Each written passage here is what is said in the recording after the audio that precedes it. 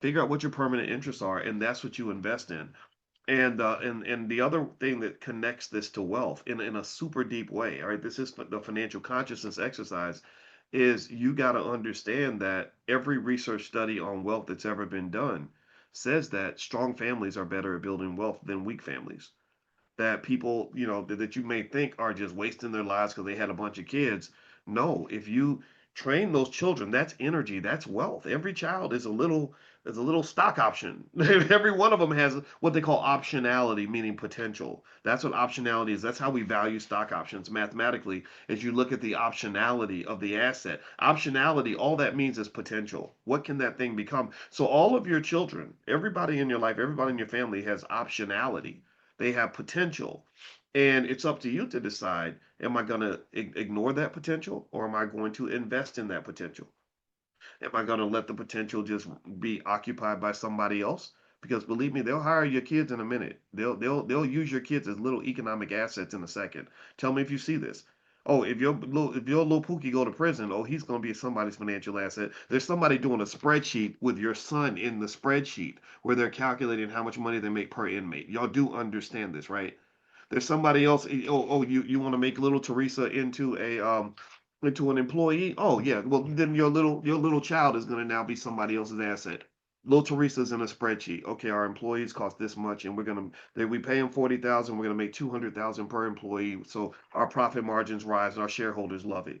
Do you follow what I'm saying? No matter what. So even when your child gets murdered in the street, there's somebody's asset. There's a funeral home doing a spreadsheet, doing an Excel spreadsheet on the economic boom that comes from all the black boys getting murdered by the age of 18.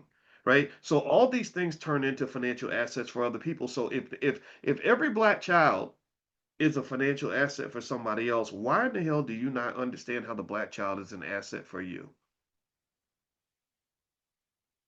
How do you not understand this? And how do you not connect this to the word poor? Poor passing over opportunities repeatedly. You were the first person that had access to that asset. That gold was buried in your backyard. But because you don't see the wealth around you, you don't see this asset, you abandon this asset so you can go chase. I don't know what the hell you're chasing, because you ain't chasing wealth, because you ain't getting wealth, right? Maybe you're chasing jobs, maybe you're chasing attention, maybe you're chasing external validation, but you ain't chasing wealth, because the community, you're not coming back with wealth.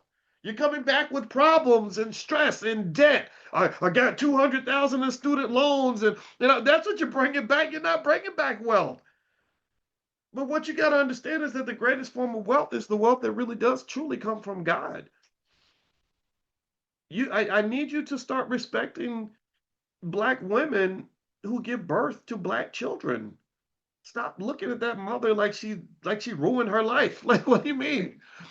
You could be giving birth to Barack Obama, like, or Martin Luther King, or whatever, like Serena Williams or something. Like, why would you think that she ruined her life? She didn't ruin her life. She took on a project. So this is an asset, and assets have to be managed. And the management of an asset is difficult. It comes with volatility.